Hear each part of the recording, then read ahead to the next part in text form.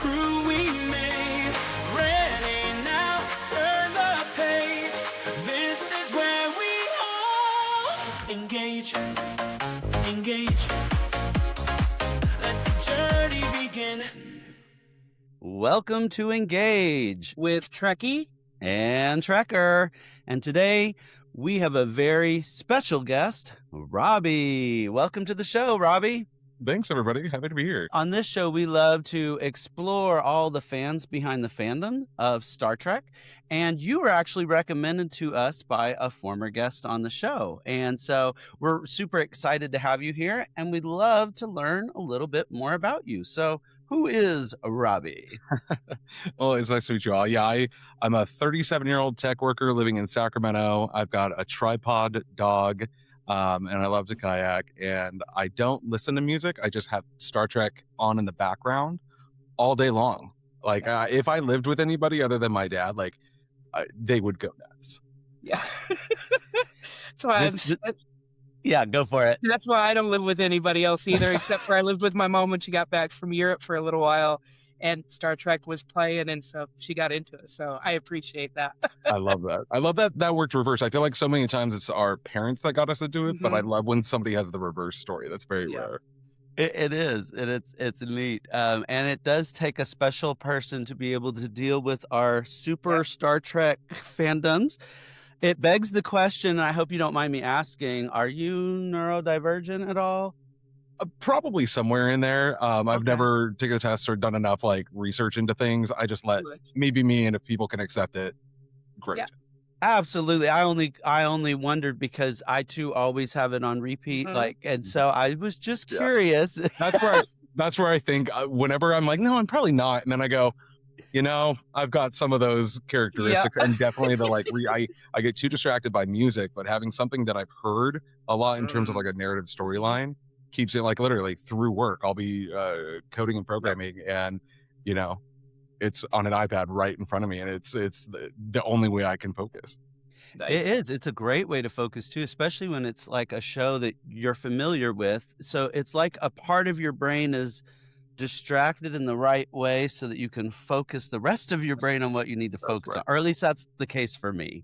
Right. It's almost like an emotional regulation type of thing that it's our safe space. Yeah. I couldn't agree more. And I love that you use the word safe space, because I think so many of the times most of us are grabbing our phones for that safe space, and most of us open up something that's not going to give us that safe space. Right. So to have this one thing right in front of me, I can go hours without looking at my phone if I've got the iPad right in front of me. Right. Absolutely. Awesome. So how did you end up finding Star Trek? How did you come into it? Yeah, I'll be honest. I did not like Star Trek as a kid. My dad was a big Trekkie. And TNG was always on. And I just didn't get it. I didn't have the intellectual capacity to like fully understand these really weird storylines. They are. And this like futuristic idea. I mean, I'm just trying to like understand the world around me. Like the like possibilities of a universe far beyond that was just out of my grasp. So I think it was right around the time, again, my dad's big Trekkie. We grew up in a fairly conservative area.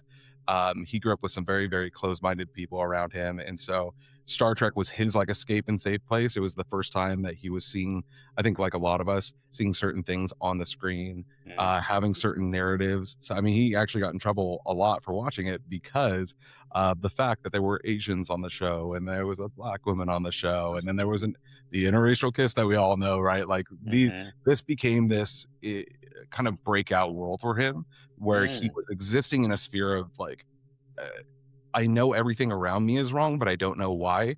And it helped him like form his words, his thoughts, his understanding of the world in a better way.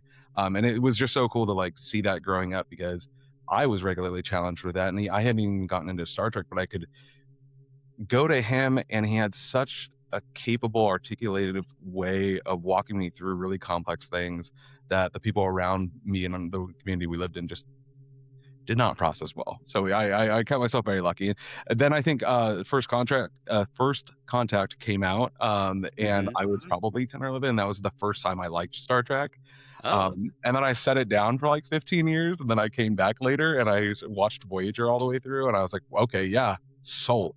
So that was probably 10 years ago, and ever since then, I'm in.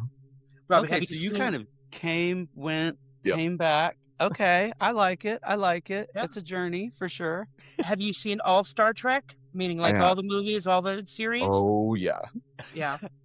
Very nice. Like Very I said, it's on repeat, okay. and I don't discriminate. Usually, I've got like certain series that I'll hop from and to. Like Mhm. I just finished TNG, and so now I'm in finished. I mean, I'm finished Yes. the Right. cycle I'm in of TNG, and so now I'm rolling into DS9 just because the Yep. storyline flows so well, and we got the last several episodes of TNG like are hitting on the marquee, and so the DS9 storyline is going to start bringing that in, and I love kind of following those narratives from series to series. Very awesome. Well, kind of speaking of the series, do you have a favorite series, episode, movie, or? I do. I got to go back to Voyager. I think Yeah. again it was the first time it just like made sense to me, and this like storyline of this group of people who are not meant to be together, stuck on the other side of the galaxy, trying to make their way home while holding on to their values and morals, and accepting new values and morals that maybe they didn't have Mhm. beforehand. That whole storyline, developing the Doctor. I mean, I know the Doctor was like the Spock Data character, was the how Yeah. are we going to like put words to what the human experience is through teaching this person. So that was a hologram, and I just watching his growth of claiming an identity without a name. I thought that was one of the coolest concepts. Yep. Like most of us attach so much of our identity to our name, and here's this incredible individual who developed an incredibly deep sense of self without having a name. Mm-hmm. That's awesome. I never thought about it fully that way, but yeah, that makes total sense. So, Well, I like the way you described Voyager too. You described it almost like the way you would want it written for somebody to read it, and then like if they're discovering it for the first time, you're like, I can't even use all the words you did. It was beautiful the way you said it. They're plugged to the other side of the galaxy, and I was like, yep, that's it. That's it. A quick synopsis, everybody. If you haven't watched Voyager yet, that's it. right. Absolutely. And it does it. It goes that interpersonal like conflict from being from two different sides of like the Maquis versus Federation and trying to work together. And my goodness, do we have examples of that to learn in our current world right now? I'll be honest. I've watched that series probably 2 or 3 dozen times through, and I need to watch it more because I'm still struggling getting along with some people these days. Yeah. Well, yeah, people Yeah. don't make it easy. well put. don't. Well put, Trekker. So out of all that, I kind of figured when you mentioned Voyager the first time that might be your favorite of the shows. Would we be safe in assuming your favorite character comes from that show too, or who would your favorite character be out of all Star Trek?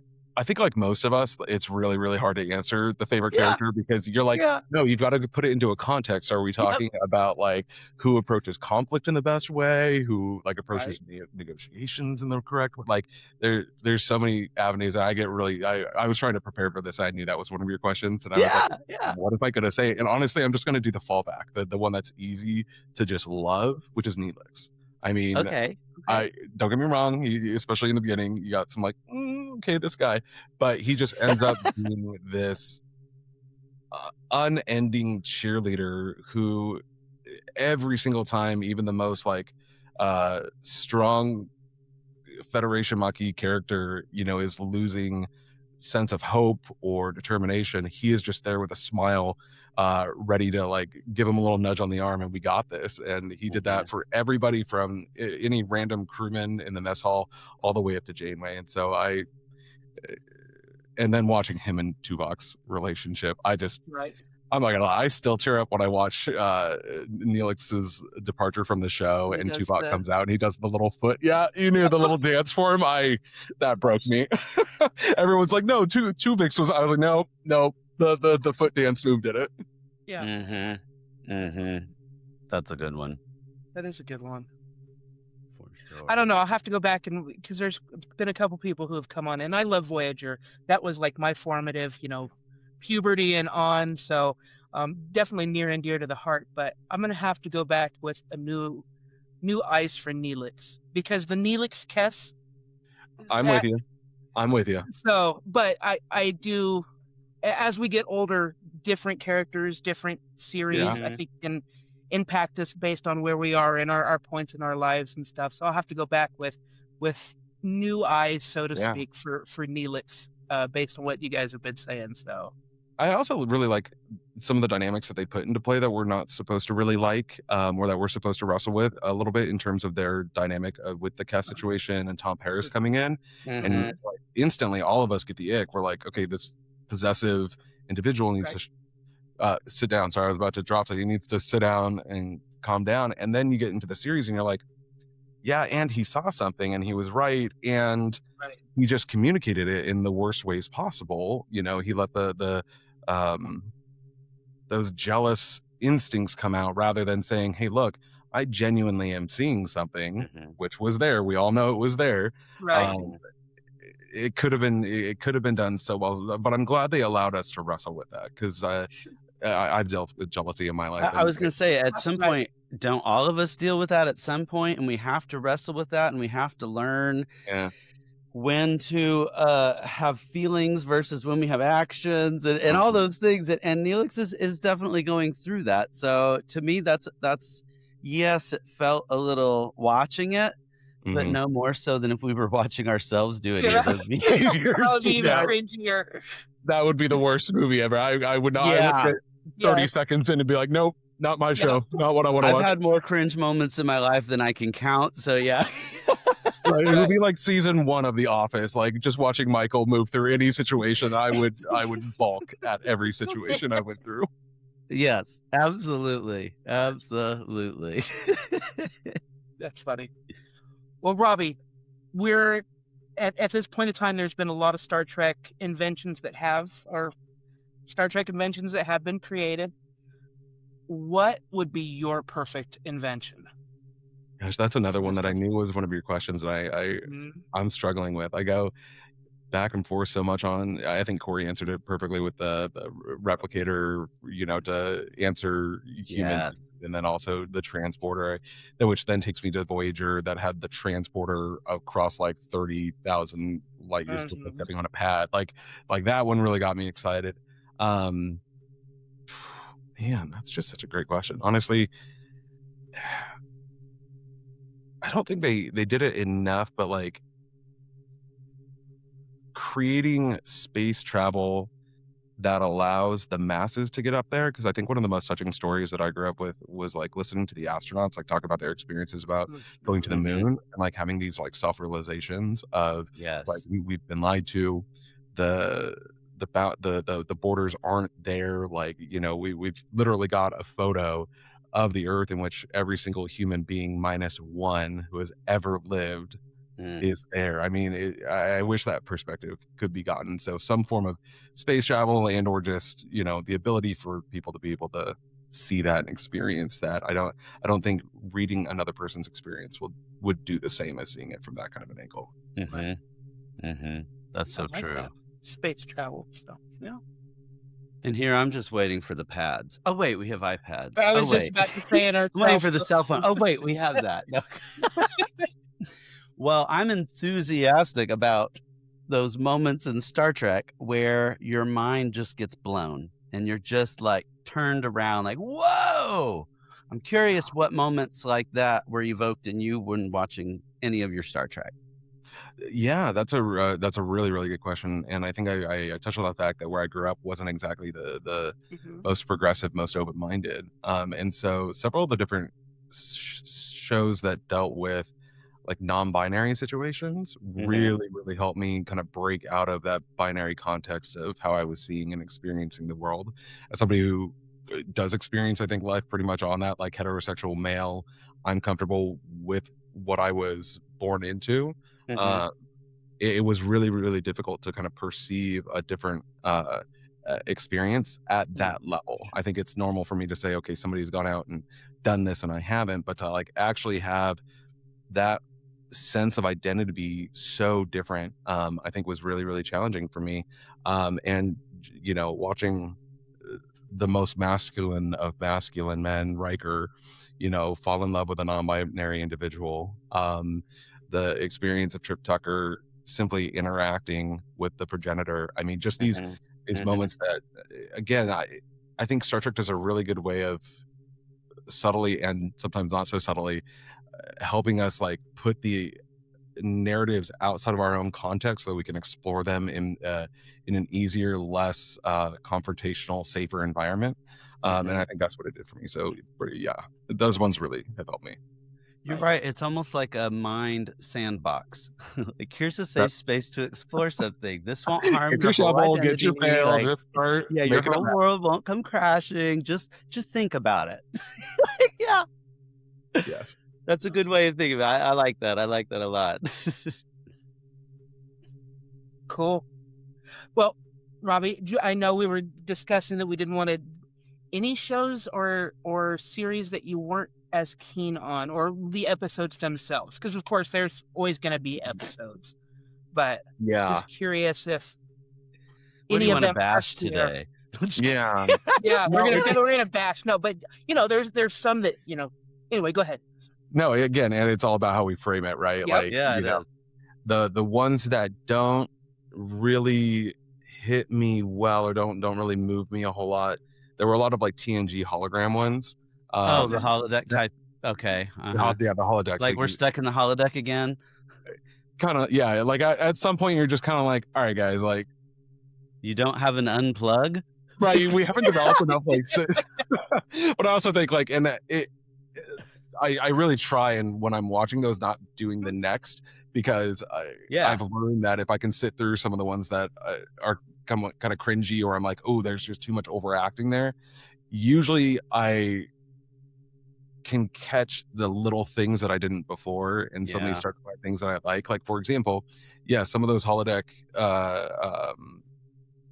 episodes were just incredibly overacted, and at the same time, on a number of occasions, those actors who we see in this one character, suddenly we get to experience their acting that we wouldn't normally see. Like, we see their stage presence come out when they're doing a Shakespearean role, or we see like different characters that they've put on in different shows and or movies for a hot second. It kind of helps you break out and remember, like, these are incredible actors who just happen to be part of our favorite sitcoms. Not sitcom, but TV show. I get what you. Yeah. Whatever. Yeah.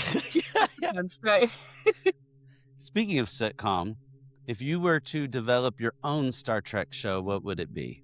God, I feel like they've done so many great things. Like, I feel like they've done so much hopping around the timeline that I really like. I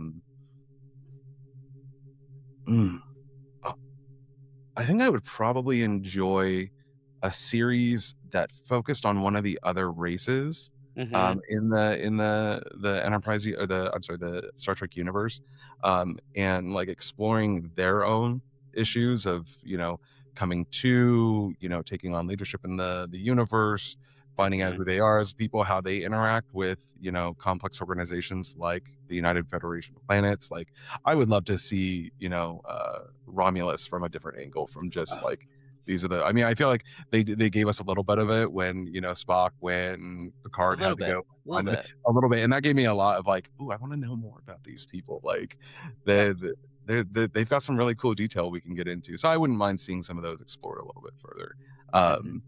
Outside of that, just bring back some of my favorite series. I miss. Sure. Yeah.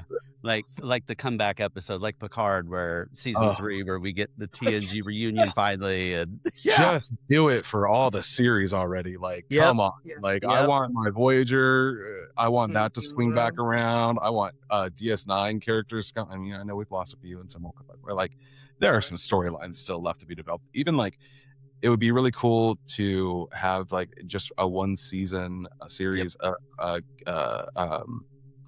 Commander Kira's experience of occupation before. We got like one episode that was devoted specifically towards that, and then some touch points. I would love to actually get like a full, this is what the revolution behind the scenes looked like in a longer strain, and like really a better understanding of how she became who she was. That would be a great That one. would be a Yeah. great one. Yeah. I mean, I've watched any of it, but Yeah. I Me mean, too. Yeah, what are we talking about? Yeah. Of I course drank you that would. Kool-Aid a long time ago. Oh yeah, there we I'm go. a member. I feel like we wouldn't have to put too much pressure on a not either. I feel like she would be. Yeah. Oh game. yeah. Yeah. I could see. She I she mean, when seems you're to have a lot of fun. Yeah, On the and when you're cruise playing a and character that everybody likes, yeah. it's one thing when it's like a character maybe not everybody universally likes, and then you're stuck with that a little bit, Right. but when you are liked by most everybody, then yeah, why wouldn't you embrace it? Like, yeah, Yeah. let's bring my character back. I just had another thought. Okay, this is a Uh-oh. thought that I've never expressed before. So please, We're here for it. Yeah, Okay. we're here. okay. So there was in Voyager an episode where the Doctor's hologram was like discovered 300 years, 400 years in the future, 700 years, something like that, Yes. right? And the episode ends. Sorry if I'm ruining it for anybody listening, but the Oh episode, yeah, you've had 30 years to catch up. Yeah. the episode ends and this like narrator is kind of like talking about the Doctor's experience like after several hundred years after even that point. Mhm. And he goes on to say he was like the head doctor for our world and like did all these wonderful things, and then at one point he wanted to go see what happened to his friend, so he got in a ship, pointed it back towards the Alpha Quadrant, and went. And I was like, how cool would it be to like get a season or two of the Doctor's experiences where he like collects a small crew and like he's going through parts of the Delta Quadrant that we didn't get to see because Voyager did so much hopping. I think there's a lot to explore there. So I wonder. Oh, like- go ahead, Trekkie. I was gonna say, don't quote me on this, but there was talk that Starfleet Academy with the Doctor, that was going to be a spin-off that, as I think it was put, I watched a podcast with Malcolm and Picardo and I can't think of Trip Tucker. Anyway, Connor Trenier. thank you very much. Thank you very much. Anyway, that it was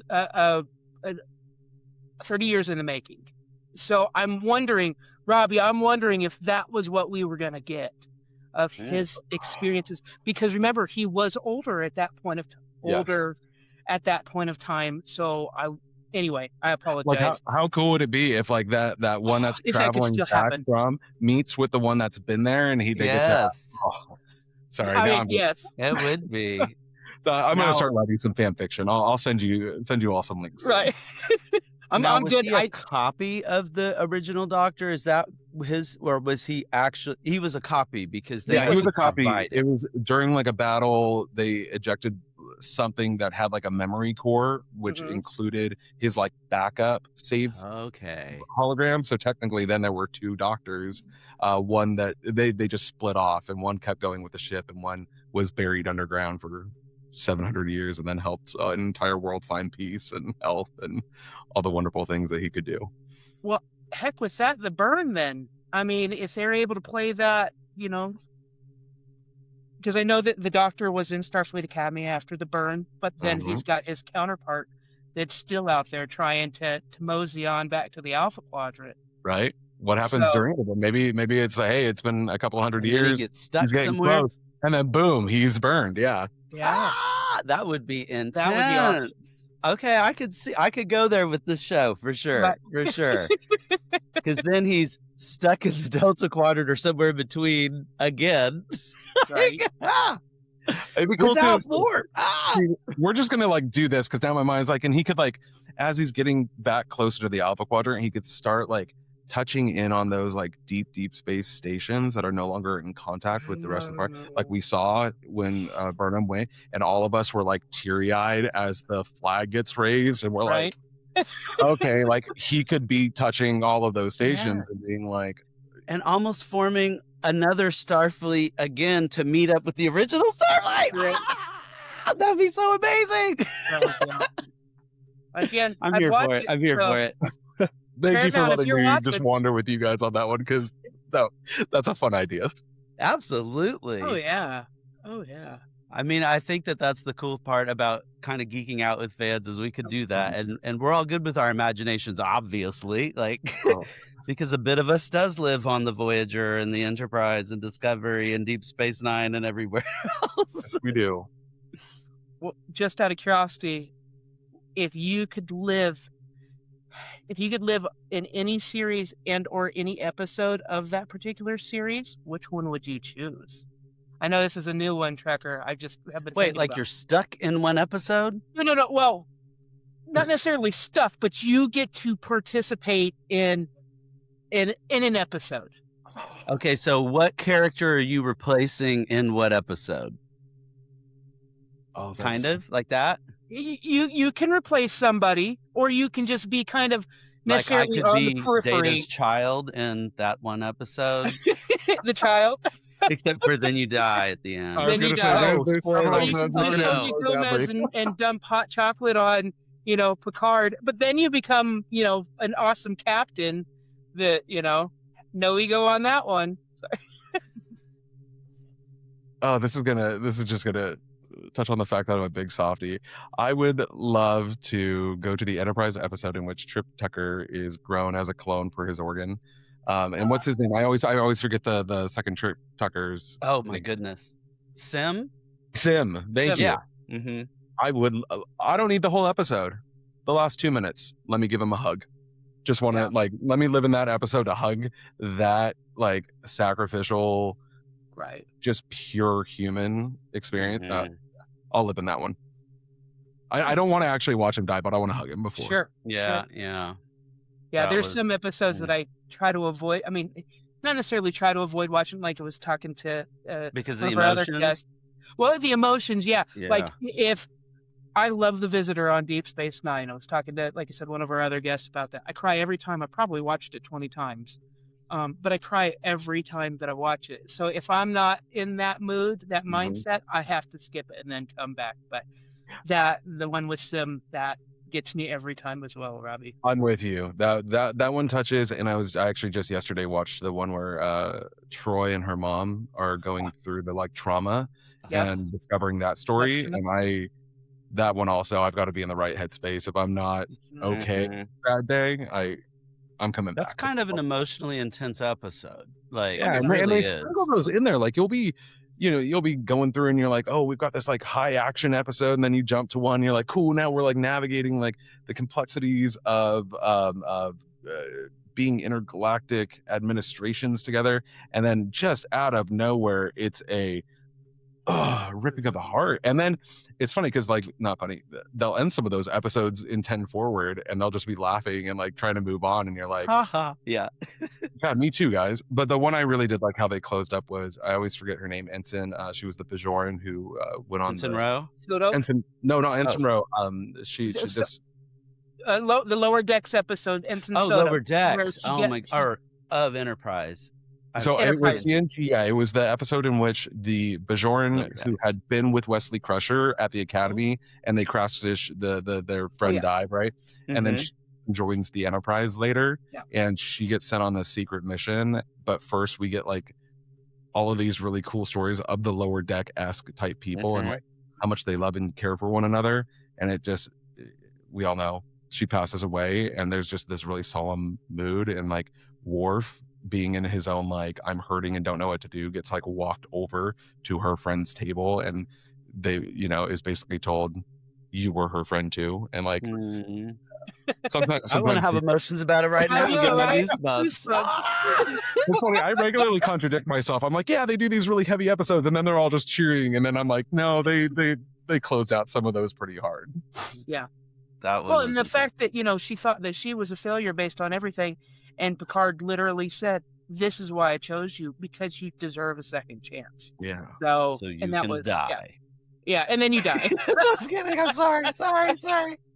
Well, and then we Too get soon, too soon. Mariners. We get Mariners first serious storyline out of that. Right. Gosh, there were so many things I missed the first times I would watch these things through. Oh, yeah. I mean, you've got to, there's, 30, 40 years later, I'm still catching Easter eggs, so. I think with Lower Decks specifically, the newer show, because I've now watched that on repeat, just like my other episodes.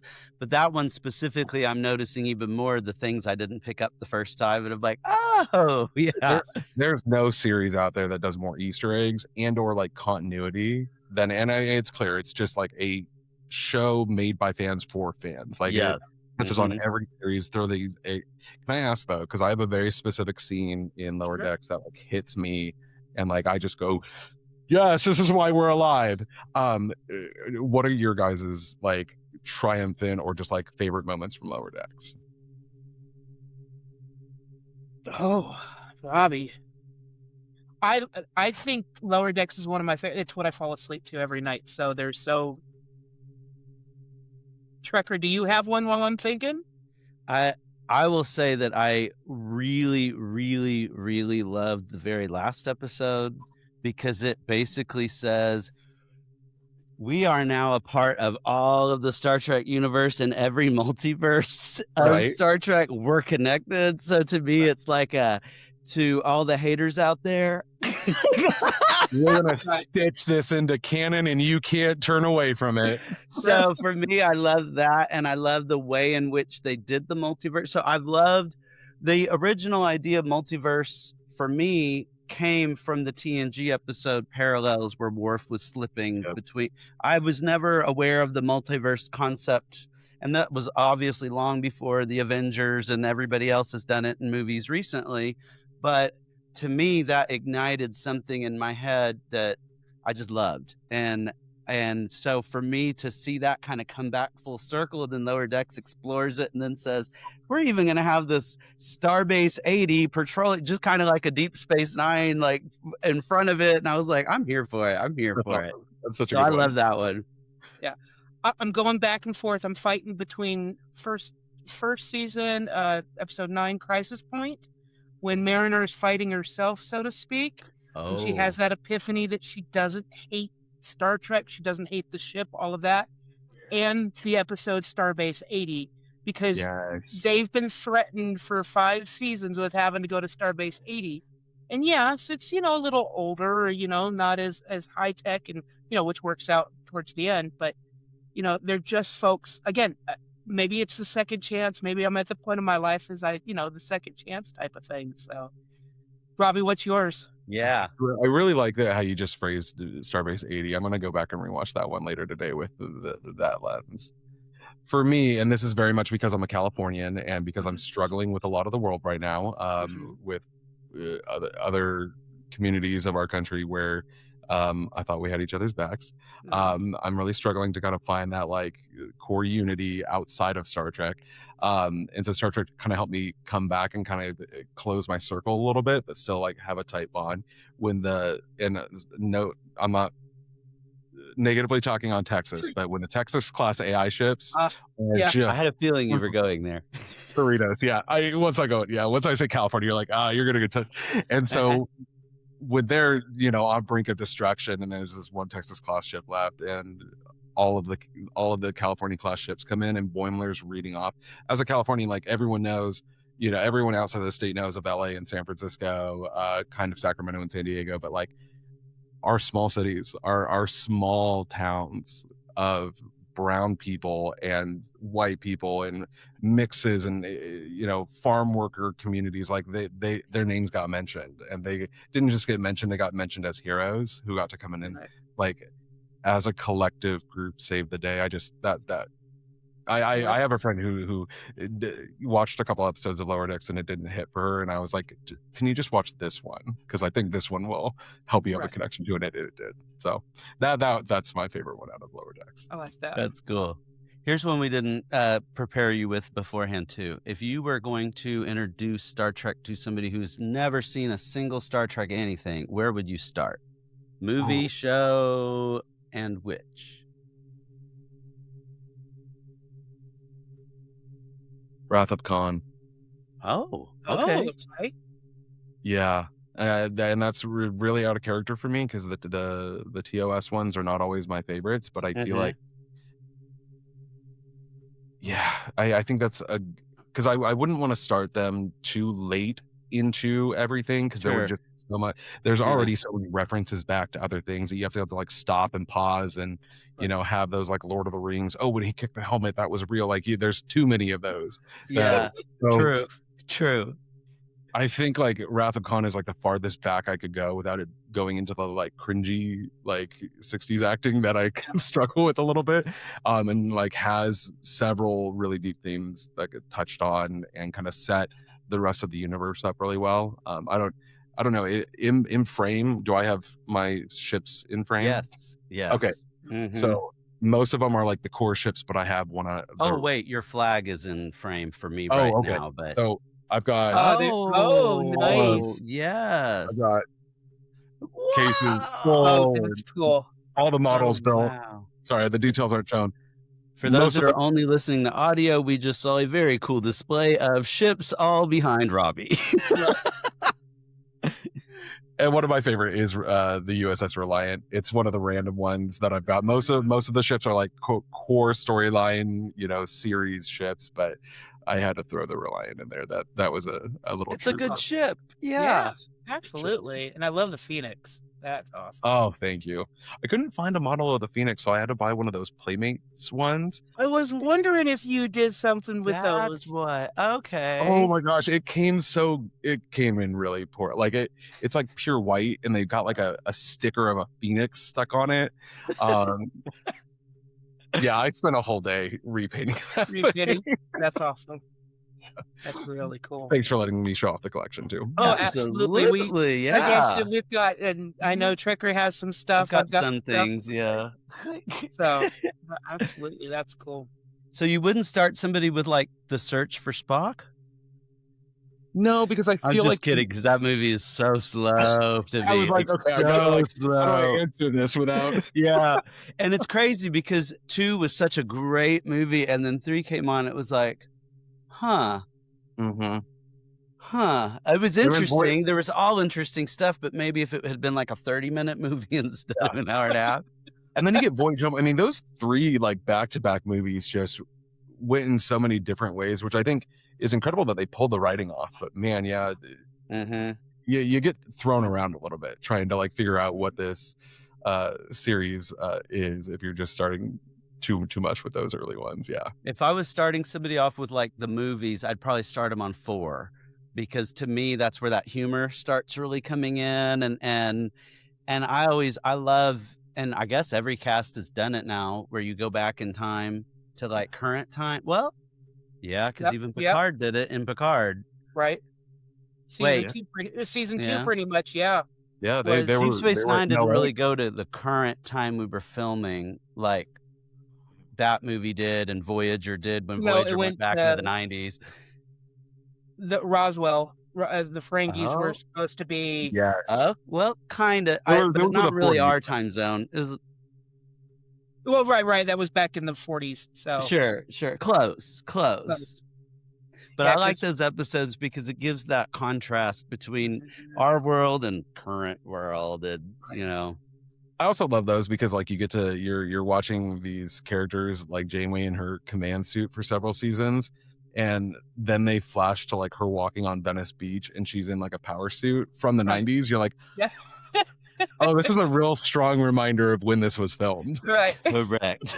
Yeah. And don't forget Tuvok's outfit in that episode. Oh yeah. Yes. Enough said. Enough said. Yeah. 90s. Yeah. Yes. Uh-huh. Yes. Well, cool. All right. I think it's time for rapid fire phaser questions. So just got a couple of them for you. Feel free to expand if you want. These are just some goofy things that Trekker and I have come up with, or discussed ourselves. So, yeah. Would you rather report to a captain who breaks the rules for the right reasons, or follows the Prime Directive every time? Yeah, I've got to go. Follows it with or breaks the rules for the right reasons. Okay. But that's such a slippery slope. So I think the reason why I would go with that captain is because if I was going with that captain, it's because I have such a deep trust in who they are and how they're approaching those situations. I know that it's not cavalier. It's easy to go black and white. I think that's the easy way out of I'm just going to follow the letter of the law.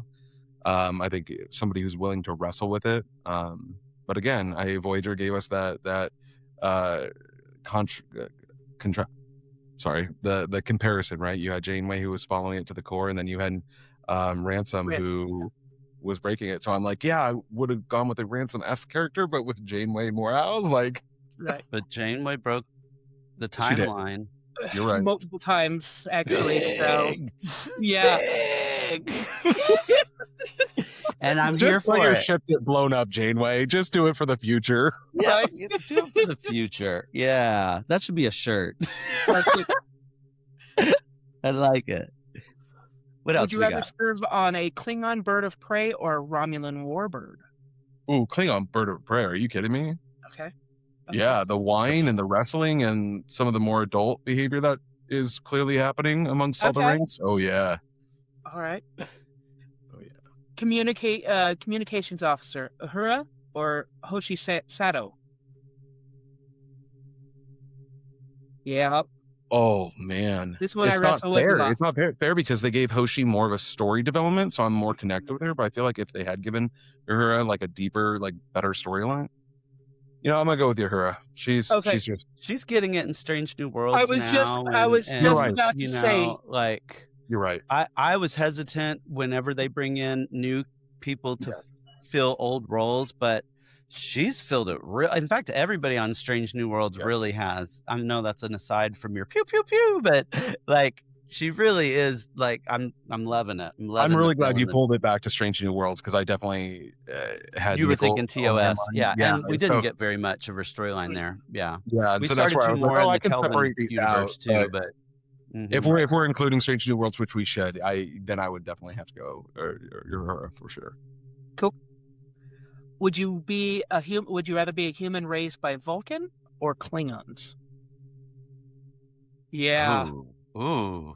So I'm very Nordic. That's my heritage. I've lived in Iceland. Like those are my people.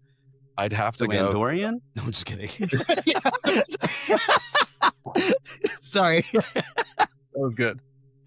I would have to go Klingon. It's the closest to the old Viking traditions that I would love to experience firsthand. Nice. Eat replicator food forever or get real cooking like Cisco's dad or Cisco style? That's not fair. We've been told that the replicators cannot do spicy food, and I love spicy food, and that man is doing spicy Cajun food as well as it can be done. So Cisco's dad's cooking. Cisco. Okay. Yeah. Nice. Cool. Pet sit Porthos or Spot? I'm a dog person. And I love Porthos. That little beagle. He's convinced me to go get a beagle next. Yeah. I'm just concerned about that dog. Where does that dog go to the bathroom? Where? Well, and like, how many times is that little pup getting walked? Like, seriously, they needed to do just one episode that showed the like crewmen and ensigns, like Porthos Day. Yeah, who these characters, like these lower deck characters, fall in love with Porthos and like care for Porthos whenever Archer's going off and like being a bad dog owner. I want to know who's caring for Porthos. I want to know who that dog's being taken care of. Because it seems like he's always stuck in captain's quarters in there, which doesn't look like a very big room. No. Like all dog owners watch that series and cringe. It's like, because they didn't even have holodecks to be able to let them just, run through us with a That's right. That's right. Maybe there was like a little version of a holodeck just for dogs that he go in the box. Go in the box. Well, it could be like a transporter thing where you step. So it's like, cat boxes that will spin. Oh, somebody the pup or cat or whatever creature steps on. Yep. We got to figure out transporters, gentlemen. Anyway, steps on it, and then as soon as it goes, then it beams somewhere else.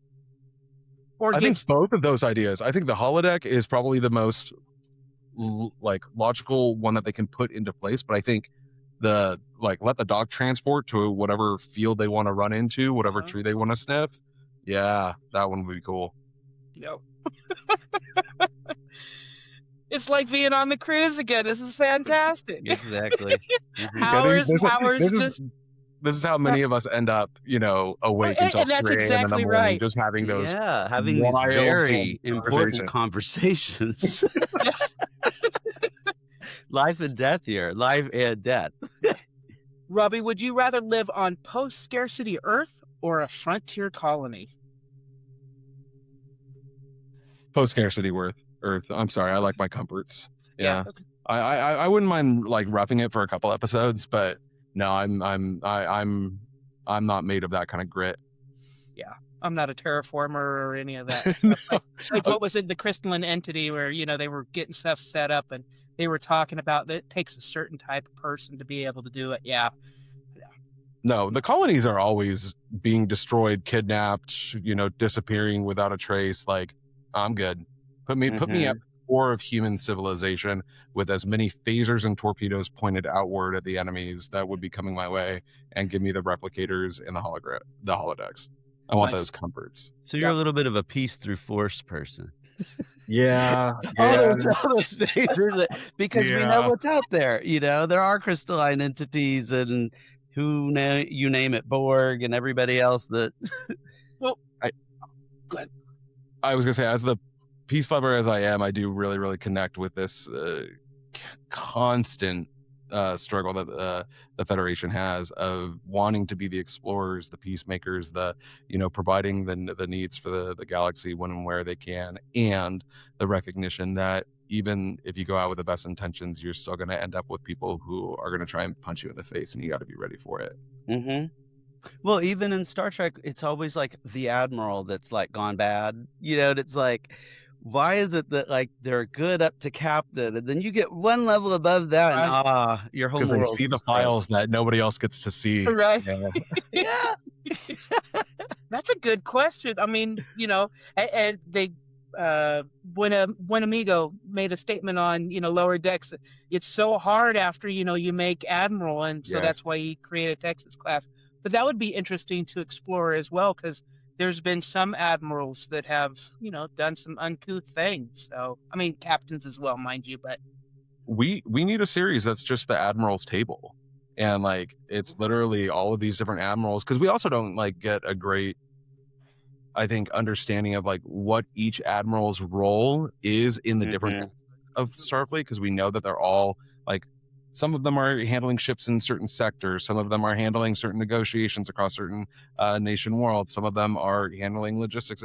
I would love to have an admiral's table series that would just like let's have those like shadow ones where they're being corrupted by the things that they're seeing, and they're like, well, we're going to break those rules that we talked about earlier for the greater good. Like I would love to see some of those, and then have Janeway come in and like be her little admiral. Right. Accidentally call Captain Picard Dad or Captain Sisko Pops. Oh, are you kidding me? Sisko Pops, he would take that so well. Yeah. I feel like somebody did. No, did somebody call Picard Dad? I don't know, but Picard called Barclay broccoli once. Yeah, right. Yeah, I'm not intimidated or insecure in a lot of ways, but if I was to get a glare or a shut up Robbie from Picard, no, my world is over. I'm never recovering from that again. That's 20 years of therapy that I'm never going to find resolution through. That's funny. Have Q be your permanent roommate, or the Borg Queen be your overbearing mother-in-law? Oh, Q, come on! I can make friends with him. You can We'll have some adventures. The Queen. Yeah. If she's your mom, you're never getting to make any decision for yourself ever again. Well, yeah, I mean, yeah, are you a drone or not? So yeah, that's the point, right? And last but not least, Trekkie or Trekker? Do you consider yourself a Trekkie or a Trekker? Yeah, probably a Trekker. I think I had only heard Trekkie for the longest time, and then I heard Trekker, and for that R just hits well for me. Yes. And I'm a Robbie, so you would think Robbie Trekkie, but no, I like the Robbie the Trekker. I'll take it. Robbie the Trekker. That's right. That may have to be the episode title because you're the first other Yeah, you Trekker are the besides first myself. Am I really? I didn't Yes. realize that. That's yes, fantastic. Robbie. So Let's go. awesome. Yes, love that. That was awesome. How has being a fan shaped your life, like in real life? Yeah, I can't. This is one of those things that you can't like separate. You can't like find those distinctions of like it did this or that, because especially for those of us who have had it so engrossed in our lives and we've literally navigated so much of this world and our own experiences and put them in place of those shows and put ourselves in those shows to figure out how we would navigate certain similar situations. I just there's not a decision I make or an interaction that I have that is not somehow influenced by this series. Nice. And I hope that I've become more open-minded than where I was trajected to go based on where I grew up. And I hope that I handle the conflicts that I experience in life with more grace for both others and myself, because boy, we all make some mistakes. That's a great way of putting it, honestly. Mm-hmm. I can't agree more. Yeah. Right. Yeah. That's I have perfect. another this or that question. So would you prefer to go to Star Trek Las Vegas convention or the Star Trek cruise? Cruise.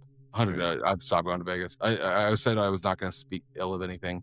The convention is like a great through the door experience because you can step in and step out. Yep. And you can, I don't want to say you can control the crowd around you, but you really do have a lot more freedom to take breaths if you need it. Whereas the first day or two of the cruise might be a little bit much your first time, just because you're trying to figure it out. But I think the convention allows a little more freedom. That being said, I think the convention is much more geared towards, the photographs, the autographs, and sitting really, really far away from the stage and hearing the panels. I think once you do a cruise, it just ruins the convention. It didn't ruin it for my dad. He still goes every year. But I went one time after the cruise, and I remember thinking, I want to be on the ship right now. I want to be with my friends. I want to be playing poker with the actors. I want to be sitting down, having a drink by myself, and Robert Picardo sitting down next to me when he orders a whiskey and we talk for 30 minutes. That's the kind of stuff that happens on the cruise. Like that'll never happen in Vegas. So. Yeah. Robbie, I think we talked about this. Is this 2026, was that your third one? It was my third one. Yeah. Okay, so you're part of our graduating class. Yeah. So. My dad was just it's not initiated. Oh gosh. Assimilated? Thank you. I can't believe I forgot that. He was just assimilated this last year, so he's gone 5. So he's been going before you did on the cruise. Yeah, he's the one who walked me through the door and helped me figure out what this all was, because man. And have yours been consecutive 3 times in a row, or did you take a year off? They have been consecutive now that I'm thinking about it. I thought I took a year off because I've done a lot of intention is to be assimilated? Yes. Yeah, yes. Same. It's Star Trek The Cruise has not only ruined the convention for me, but it's ruined like traveling in cruise ships for me. Yes. Like I went on a cruise not long after one of those cruises, and I remember I was so depressed during it because I'm like, for those who haven't gone yet, when we say you can walk up to almost any group on the ship, introduce yourself, and within 12 hours, you've got new best friends. Like that's the experience for just about anybody I've ever talked to. Going and trying to do that on a regular cruise. Yeah. They look at you differently when you try it. They look at you very different. You come up and say, "Live long and prosper." Kapla!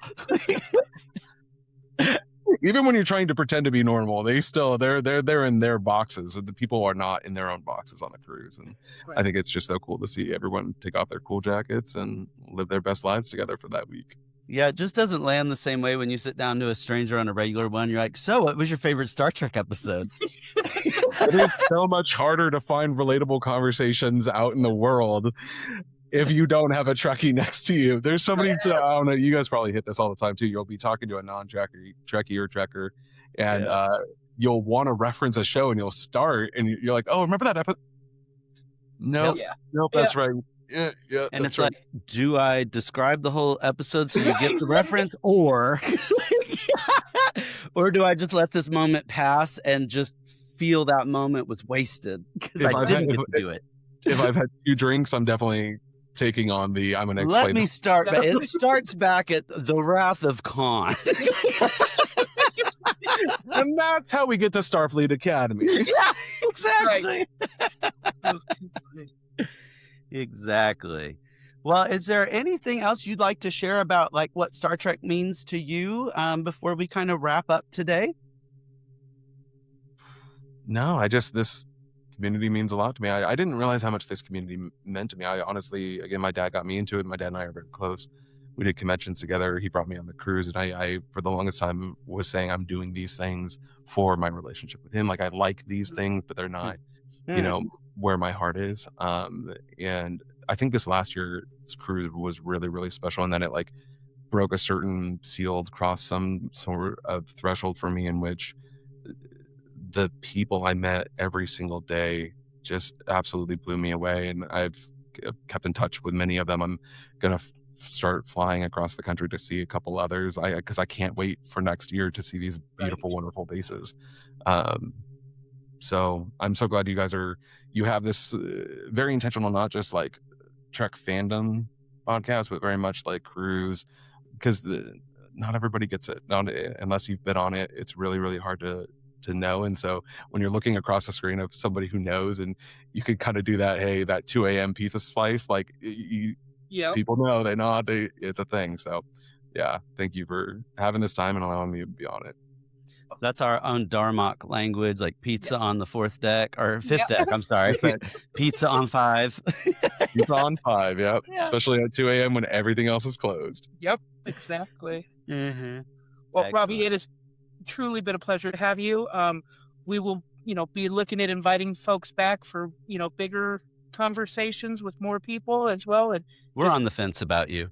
yeah, I'm just kidding. I'm just kidding. Since you're a So am Trekker, I, I'm by not the way. sure So you am have I. part of our reindeer games. No, but like I said, it was truly a pleasure speaking with you. I have a couple of episodes to go watch again with new eyes, new in a different lens. So, and again, look forward to speaking with you in the future and on the cruise. So, everyone, if you enjoyed the podcast, please don't forget to like, share, and subscribe. And we will see you again next time.